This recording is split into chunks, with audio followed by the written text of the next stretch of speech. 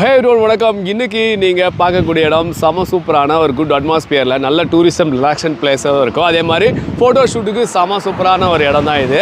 So இது வந்து பார்த்தீங்கன்னா எங்கள் ஊரில் கிருஷ்ணகிரியில் அபவுட் த காவேரிப்பட்டினம் பை ஹைவேல இருக்கக்கூடிய ஒரு சூப்பரான செம மவுண்ட், அதாவது வியூ, லேக் வியூ ரொம்ப க்யூட்டாக இருக்கும்.